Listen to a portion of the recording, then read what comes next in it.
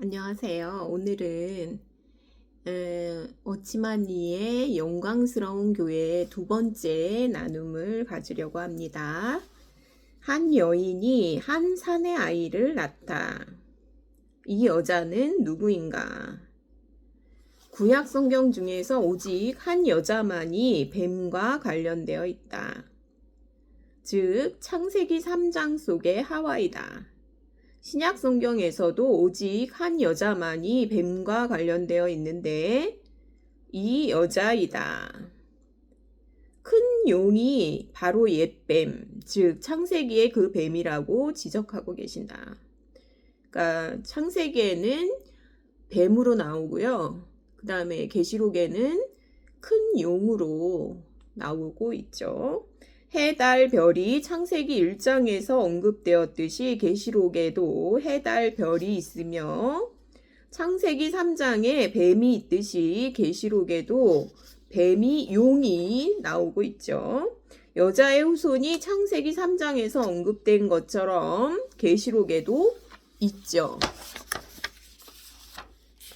창세기 3장에서 해산의 고통을 언급했고 그리고 계시록에서도 언급했죠. 이 두 군데의 성경을 합해보면 계시록 12장에 이 여자는 바로 하나님이 영원한 뜻 가운데서 예정하신 여자라는 것이 분명해진다. 마지막 때에 와서 그녀에게 일어날 모든 일들이 거기에 기록되어 있는 것이다.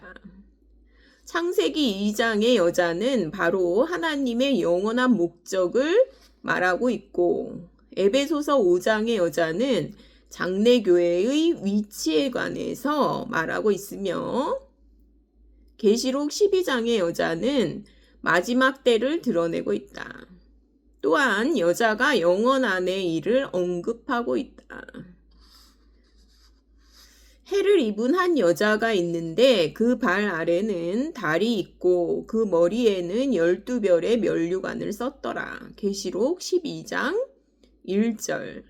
이 여자는 해로 옷 입었다. 해는 주 예수님을 가리킨다. 해가 가장 밝게 비칠 때 그녀의 몸을 비추었다는 것을 말하며 하나님은 이 시대에 그녀를 통해서 자신을 계시하신다. 이것이 그리스도와 여자, 그러니까 그리스도와 교회, 은혜의 시대를 나타내주고 있죠. 그 다음에 이 여자의 발 아래는 달이 있었다. 여기에 발 아래라는 말의 의미는 밟고 있다라는 뜻이 아니라 달이 그녀의 발 아래 숨어 있다는 뜻이다. 달빛은 반사되는 빛이며 달 자체가 발하는 빛이 아니다. 율법 시대에 있는 것은 모두 은혜 시대의 실제를 반사했으며 율법은 예표에 지나지 않았다. 그러므로 이것은 그녀와 율법 시대와의 관계를 말하고 있다. 그러니까 여자와 달의 관계를 말하죠. 이것은 이제 반사되어 있던 거지 실제는 아니라는 거예요. 그 다음에 이 여자는 머리에 12별의 면류관을 쓰고 있었다. 이 여자가 머리에 쓰고 있는 12별의 면류관은 바로 그녀와 열조 시대와의 관계를 말하고 있다. 이렇게 볼 때 이 여자는 은혜의 시대의 성도들, 열조 시대와 율법 시대의 성도들을 포함하고 있다. 이게 이제 여자의 의미라는 거죠. 성경에 나타난 여자의 의미라는 거죠. 한 여자가 한 사내 아이를 낳는 거죠. 사내 아이의 탄생. 계시록 12장 2절에서 이 여자가 아이를 베어 해산하게 되매 아파서 애써 부르짖더라고 말한다. 여기에 아이를 베어는 상징적인 것이지 실제적인 것이 아니다. 그는 태어난 후에 하나님의 보좌로 올려질 것이고 그의 어머니는 광야로 도피하게 될 것이다. 3절 하늘에 또 다른 이적을 보이니 한 큰 붉은 용이 있어. 머리가 7이요 뿔이 10이라. 그 여러 머리에 7 면류관이 있는데 라고 말한다. 이 뱀은 몇천 년이 지나면서 이전의 모습과 완전히 달라졌다. 본래는 한 마리의 뱀이었지만 이제는 커졌고 용으로 변했다. 7머리와 10뿔이 있었고 머리에는 7면류관을 쓰고 있었다. 이것은 바다로부터 올라온 짐승과 같은 모습이었다. 계시록 13장 1절. 보면요. 이 바다에서 올라온 짐승에게도 7머리와 10뿔이 있으며 또한 면류관을 가지고 있다. 이것은 우리에게 사탄의 목적, 곧 그가 얻기 원하는 것이 바로 면류관이며 통치권을 차지하는 것임을 보여준다. 용과 짐승의 다른 점이 여기에 있다. 용의 면류관은 머리에 있으나 짐승의 면류관은 뿔 위에 있다. 머리는 결정권을 나타내고 뿔은 집행권을 나타낸다. 머리는 통제하고 뿔은 집행한다. 짐승이 한 모든 것은 모두 용의 통제에 의한 것이다. 12장 4절에서는 그 꼬리가 하늘 별 3분의 1을 끌어다가 땅에 던지더라 라고 말한다. 이사야 9장 15절에서 꼬리는 거짓말하는 것, 사람을 속이는 것을 가리킨다고 말한다. 계시록 2장 3장에서 말한 별은 천사를 가리킨다. 하늘에 있는 3분의 1의 천사들이 용의 속임을 받아서 용과 함께 타락했고 함께 쫓겨났다. 용이 해산하려는 여자 앞에서 그가 해산하면 그 아이를 삼키고자 하더니 한 여자가 하나님의 영원한 뜻 안에 예정되었으며 또한 하나님은 한 산의 아이를 얻기 원하신다. 이 용은 하나님이 여자에게 얻기 원하시는 것을 계속 방해하고 있고 이 용은 이 여자가 곧 한 산의 아이를 해산할 것을 알고 있으며 그래서 그 용은 이 여자 앞에 서서 그녀가 해산한 후에 그녀의 아이를 삼키려고 기다리는 것이다. 5절 여자가 아들을 낳으니 이렇게 되어 있고요. 갈라디아서 4장 26절에는 오직 위에 있는 예루살렘은 자유자니 곧 우리 어머니라. 그 다음에 27절에는요. 이는 홀로 사는 자의 자녀가 남편 있는 자의 자녀보다 많음이라. 위에 있는 예루살렘은 바로 새 예루살렘을 가리키고요. 새 예루살렘은 바로 하나님이 영원 미래 안에서 얻기 원하시는 목표인 여자이다. 이 여인은 바로 창조 안에서는 하와였고 은혜시대 중에서는 그리스도의 몸이며 은혜시대의 끝에는 계시록 12장에 있는 여자이며 영원 안에서는 바로 새 예루살렘이다. 이 여자가 한 산의 아이를 해산함은 하나의 이상이자 상징이다. 어떤 상징인지를 이제 워치만리가 풀어가고 있죠. 여기에 해산하다는 그녀로부터 분리되어 나온다는 말이 아니라 그녀 안에 이러한 한 사람이 있다는 뜻이다. 그러니까 교회 안에 한 사람이 있는 게 아니라 이것도 이제 상징인데요. 이기는 무리들이 있다는 거죠. 여자가 아들을 낳으니 한 무리의 사람들이 이 여자 안에 포함되어 있다는 뜻이다. 모든 하나님의 백성들은 하나님의 영원한 계획 가운데 있는 하나님의 목적 안에서 다 분깃을 가지고 있다. 그러나 그들이 짊어져야 할 책임을 감당하지 않기 때문에 그들 중에서 한 무리의 사람을 택하시는 것이다. 이 한 무리는 수많은 사람들 중에 일부분이고 하나님이 선택해내신 무리이며 산의 아이, 곧 이 여자가 해산한 산의 아이인 것이다. 전체라는 거는 이제 어머니죠. 교회를 가리키고요. 우주교회죠. 우주교회.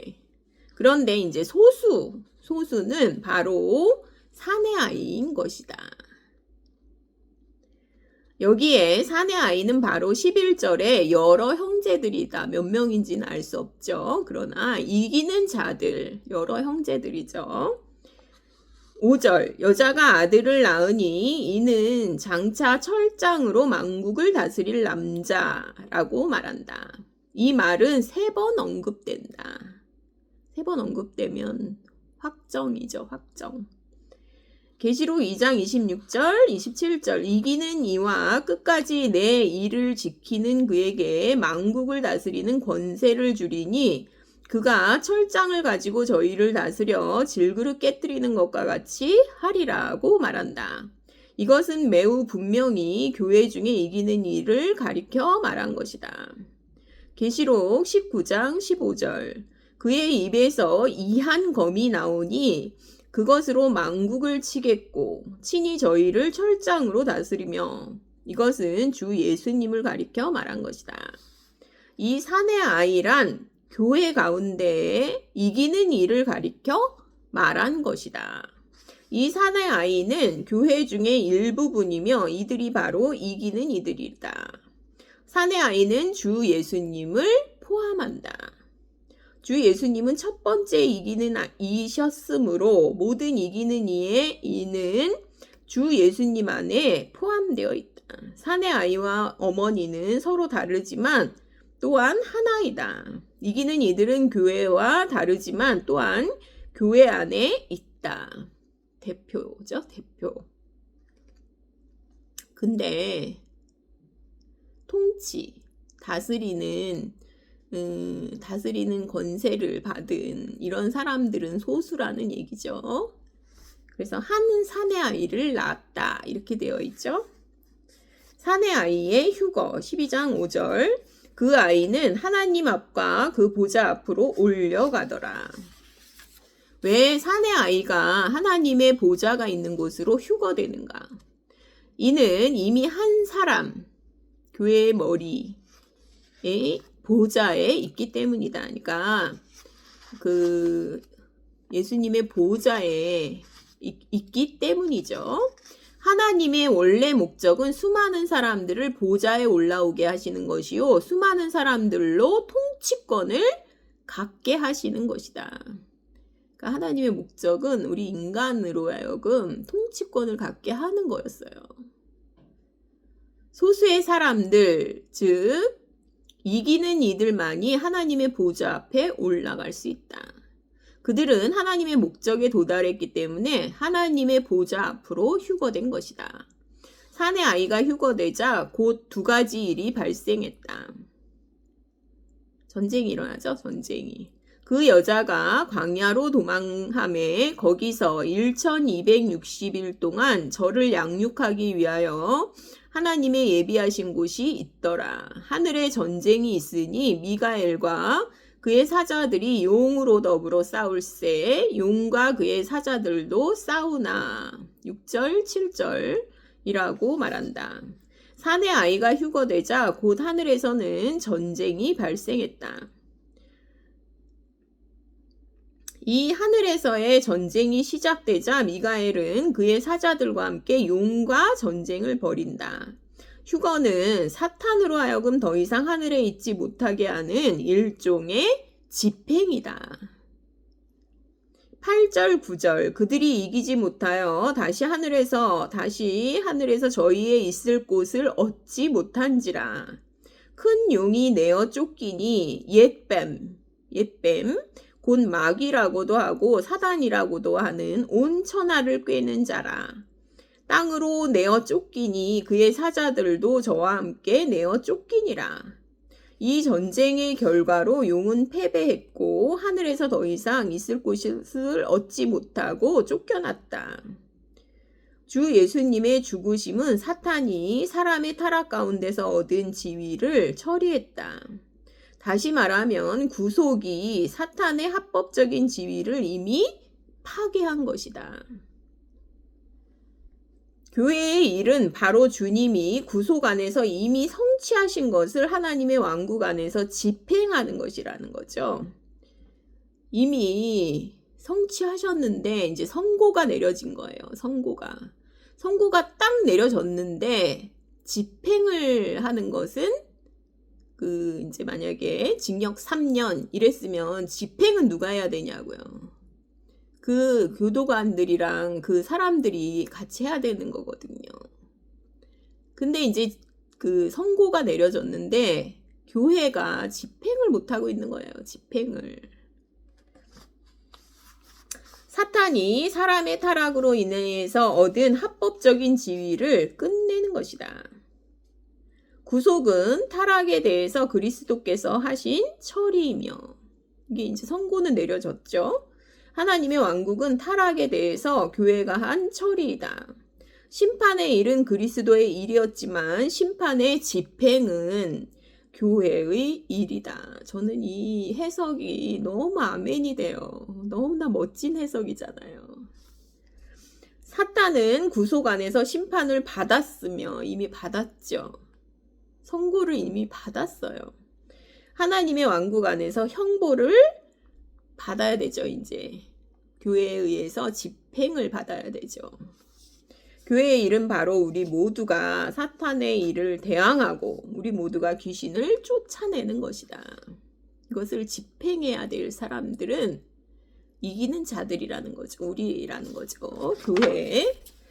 우리가 주님의 권위를 굳게 붙잡고 각 위치에 굳게 서서 한 형제가 중량을 조금 더 하고, 그러니까 자기가 이제 짐을 더 지고 다른 형제가 또 짐을 더 지고 그렇게 한다면 언젠가 사탄은 하늘에서 떨어지게 될 것이다.